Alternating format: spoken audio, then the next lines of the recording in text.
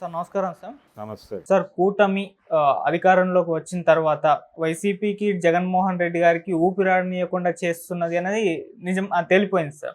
అసలు పరిరక్షణలో పడిపోయాడు. వైసీపీ పార్టీని కాపాడుకోవాలి, నేతల్ని పార్టీ మారకుండా ఆపాలి అని చెప్పేసి ఒక పరిరక్షణ ప్రోగ్రాంలోనే పడిపోయాడు జగన్మోహన్ రెడ్డి. దాన్ని కూడా అంత సవ్యంగా చేస్తున్నట్టు కూడా కనబడట్లేదు. చూసుకుంటే మొన్న జత్వానీ కేసు చాలా డ్యామేజ్ చేసింది. సో మళ్ళీ ఇప్పుడు తిరుపతి లడ్డు ఇష్యూ అయితే దేశవ్యాప్తంగా కూడా జగన్మోహన్ రెడ్డి గారి పైన, వైసీపీ పైన అంటే ఒక చెడ్డ పేరు అయితే తీసుకొచ్చింది సార్. మరి ఇది ఇలాగా కంటిన్యూ అయితే ఇక వైసీపీ ఉండదేమో అన్నట్టుగానే అటువంటి సిగ్నల్స్ ఏర్పడుతుంది. ఎందుకంటే ఆల్రెడీ 11 మందే గెలిచారు.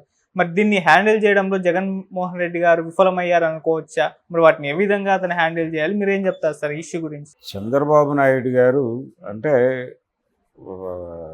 ప్రతిపక్షాన్ని ఉంచకూడదు అనేటువంటి ఒక టార్గెట్తో పనిచేస్తున్నాడు అనేది వాస్తవం. అయితే గతంలో 2019 ఎలక్షన్లో జగన్మోహన్ రెడ్డి గారు గెలిచినప్పుడు కూడా అదే అనుకున్నాడు. ప్రతిపక్షాన్ని కట్టడి చేసి తర్వాత ఎన్నికల్లో తనే గెలవాలి అనుకున్నాడు. అనుకుని గెలిచిన రోజు నుంచి కార్యక్రమం మొదలుపెట్టాడు ఆయన. అలాగే చంద్రబాబు నాయుడు కూడా గెలిచిన క్షణం నుంచి వైసీపీని కట్టడి చేసి తిరిగి వచ్చే ఎన్నికల్లో 29 ఎన్నికల్లో తిరిగి గెలవాలి. ఈ తిరిగి గెలుపు అనేటువంటి ప్రోగ్రాంలో భాగంగానే వీళ్ళు ప్రతిపక్షం మీద ఎక్కువ కాన్సన్ట్రేషన్ పెట్టి పాలన మీద దృష్టి సారించట్లేదు. గెలుపుకి ఏం చేయాలి అంటే వచ్చే ఎన్నికల్లో గెలుపుకి ఏం చేయాలనే వ్యూహంతో జగన్మోహన్ రెడ్డి వెళ్ళాడు. వెళ్ళి ఆయన ఒక ఓట్ బ్యాంకుని సెక్యూర్ చేసుకున్నాడు. ఒక ఓట్ బ్యాంకుని టార్గెట్ చేసి వాళ్ళని సంక్షేమ పథకాల ద్వారా ఆకట్టుకుని ఆ ఓట్ బ్యాంకుని సెక్యూర్ చేసుకుని మిగిలిన వాళ్ళందరినీ కంట్రోల్లోకి తీసుకుని వచ్చే ఎన్నికల్లో గెలుపు సాధించేద్దాం అనేటువంటి వ్యూహంతో పనిచేశాడు ఆయన. ఆ వ్యూహం ఎలా బెడిసికొట్టిందో చూసాం మనం. ఇప్పుడు చంద్రబాబు నాయుడు గారు కూడా పాలనని గాలికి వదిలేశాడు. దాదాపు 100 రోజుల పరిపాలనలో వాళ్ళ హామీలు ఏది అమలు జరగట్లేదు. ఏ ఒక్క హామీ, ఎన్నికల్లో ఇచ్చినటువంటి ఏ ఒక్క హామీ కూడా ఇప్పటివరకు అమలుకు నోచుకోలేదు. ఏది ఉచిత బస్సుతో సహా ప్రతిదీ వాయిదా పడుతోంది. ఒక్క అన్న క్యాంటీన్లలో భోజనం మాత్రం పెడుతున్నారు. మిగిలినవన్నీ ఏది పూర్తి స్థాయిలో అంటే పింఛన్ల పంపిణీకి సంబంధించి తనే స్వయంగా వెళ్ళి పంపిణీ చేసి ఒక అంటే ఏదో జరుగుతోంది రాష్ట్రంలో అనే ఒక ఇంప్రెషన్ కలిగించాడు. అంతే తప్ప రెగ్యులర్ ప్రోగ్రాం లేదు. వాలంటీర్లకు 10,000 ఇస్తామన్నారు, అది లేదు. వాలంటీర్లు ఉన్నారో లేదో తెలియదు. గ్రామ సచివాలయాలు ఉంటాయో లేదో తెలియదు. దేని మీద క్లారిటీ లేవు. తీసేస్తారు అనేటువంటి నిర్ధారణకైతే వాళ్ళు వచ్చేసారు. వాలంటీర్లకు జీతాలు లేవు.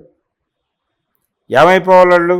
ఈ ఉద్యోగం మీద వాళ్ళకి ఏదో క్లారిటీ ఇవ్వాలి కదా ప్రభుత్వం వైపు నుంచి. ఆ క్లారిటీ లేదు. గ్రామ సచివాలయాలు ఉంటాయో పీకేస్తారో క్లారిటీ లేదు. ఇలా చాలా గందరగోళాలు ఉన్నాయి. రోడ్ల మీద అంటే ఆంధ్రప్రదేశ్లో రోడ్లు గందరగోళంగా ఉన్నాయి. జగన్మోహన్ రెడ్డి నిర్లక్ష్యమే కారణం అన్నారు. ఈ రోజు వరకు దానికి సంబంధించిన ఏ కార్యక్రమము ఎక్కడా మొదలు కాలేదు. యాజ్ ఇట్ ఈజ్గా అలాగే ఉన్నాయి. అలాగే ప్రతిపక్షాన్ని కట్టడి చేయటం అనే దాని మీద ఎక్కువ కాన్సన్ట్రేషన్ కనిపిస్తోంది. ఎక్కడెక్కడ కేసులు తవ్వి తీస్తున్నారు, ఎక్కడెక్కడ వైఫల్యాలు తవ్వి తీస్తున్నారు, దాని మీద మోర్ కాన్సన్ట్రేషన్ కనిపిస్తోంది.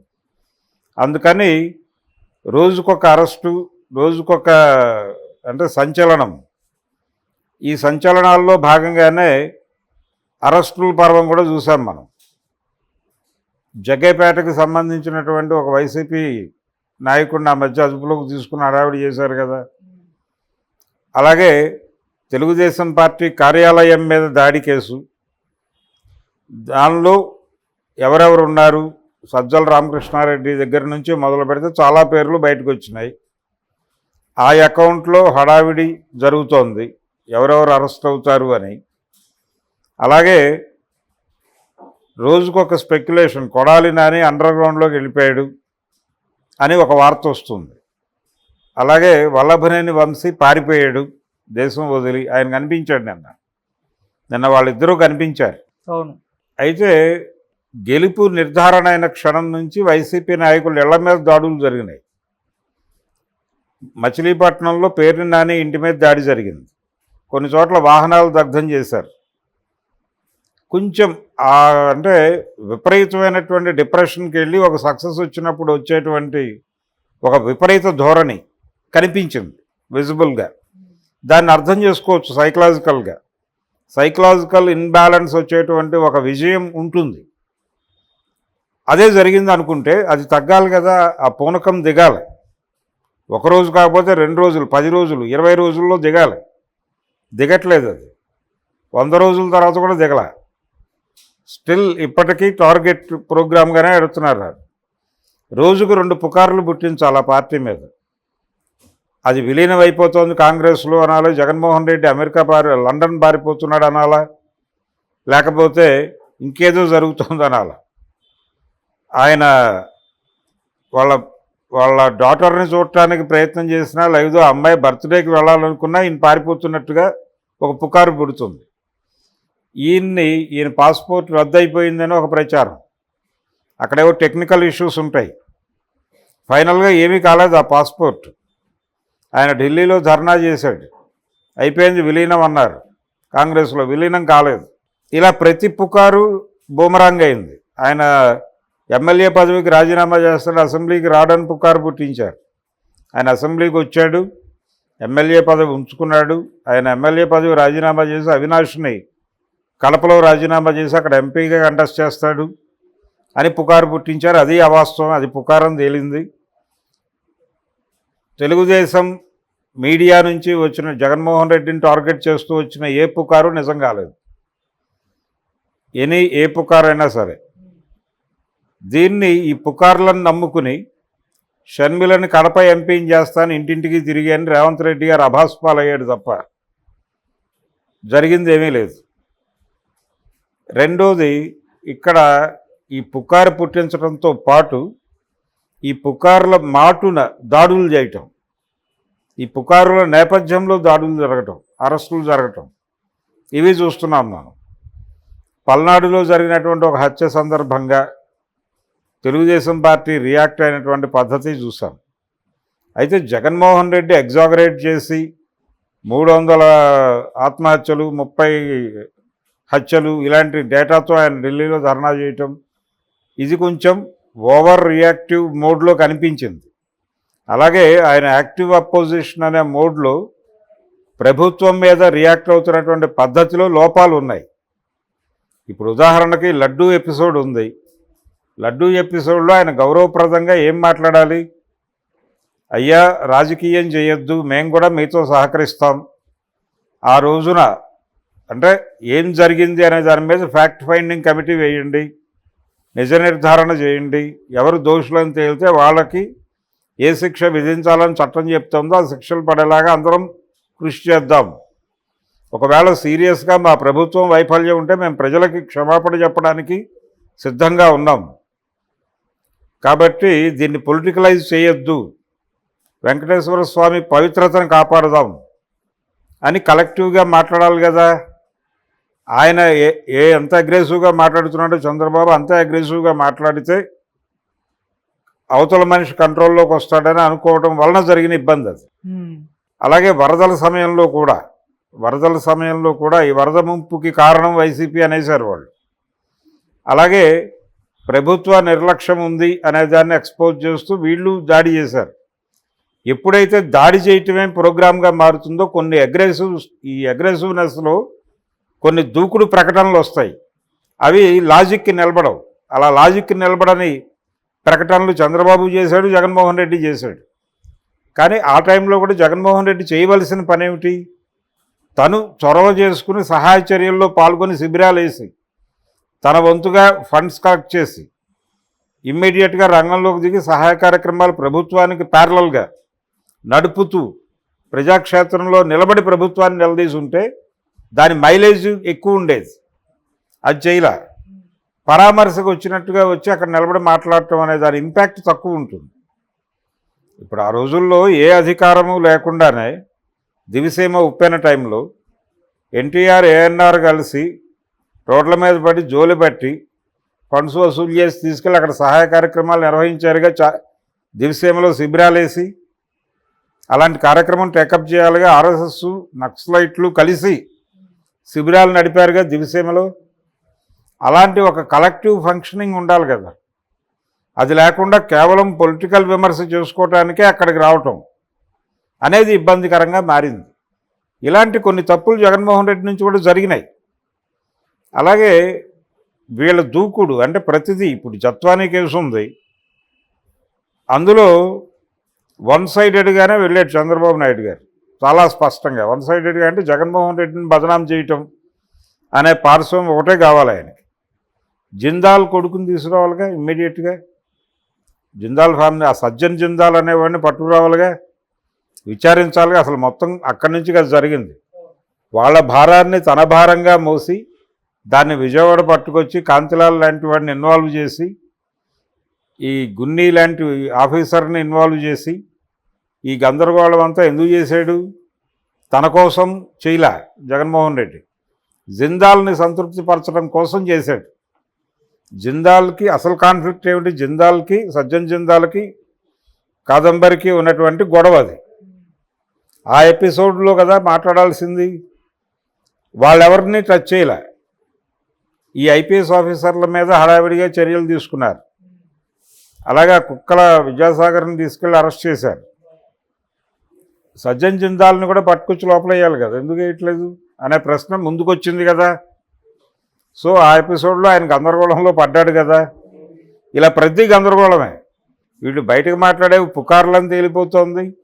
వీళ్ళు చేస్తున్న ప్రోగ్రాం కేవలం వైసీపీని టార్గెట్ చేస్తున్నారని తేలుతోంది.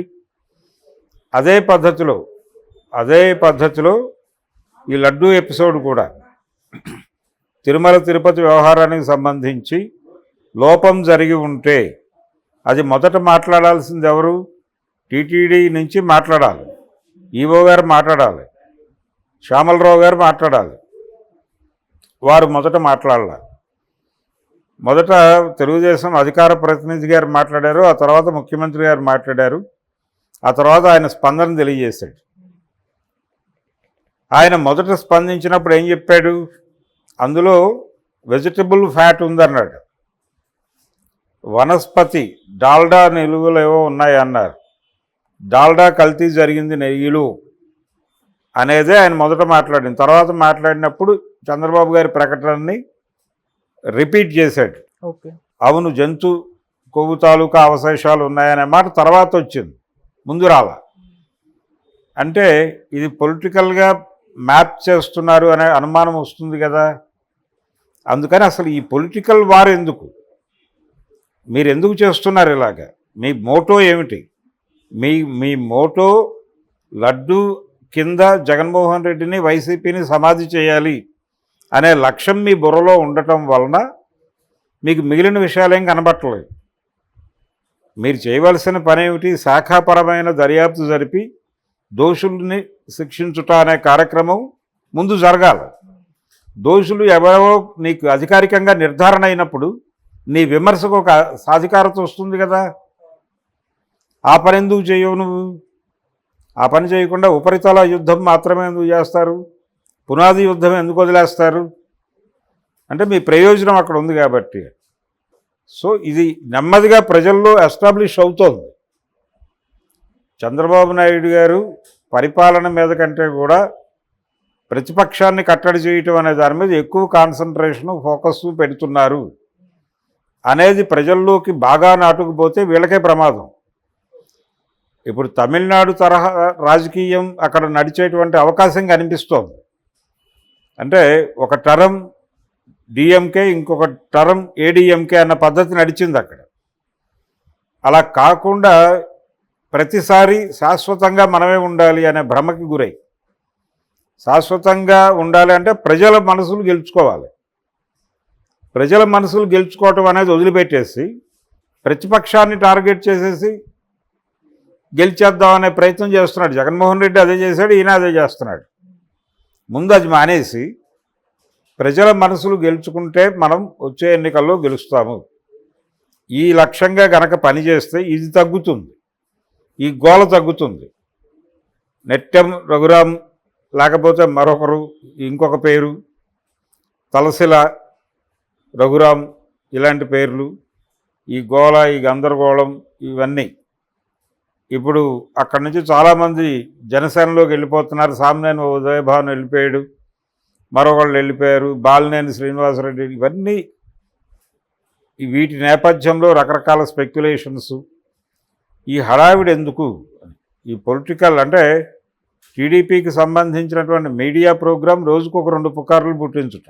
టీడీపీ ప్రభుత్వంలో ఉన్నటువంటి ప్రభుత్వ ఆధీనంలో ఉన్నటువంటి పోలీసు శాఖ రోజుకొక కేసుని తవ్వి తీసుట, దాన్ని ఎజెండాలోకి తీసుకురావటం, ఎవరో ఒకరిని అరెస్ట్ చేస్తారనే ప్రచారం, ఈ గోల ఎక్కువైపోయింది.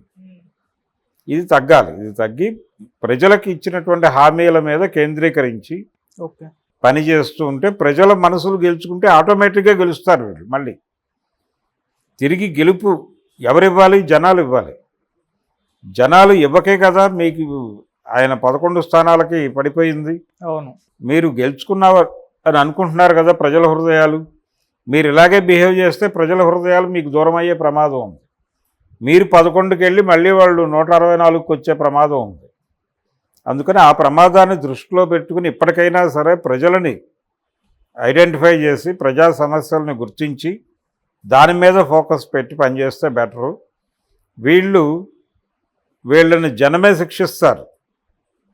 ప్రజాస్వామ్యంలో ప్రజలే ప్రభువులు అనుకున్నప్పుడు ప్రజాక్షేత్రంలో ప్రజలే శిక్ష విధిస్తారు వైసీపీ వాళ్ళకి. ప్రజలకు వదిలిపెట్టండి వాళ్ళని.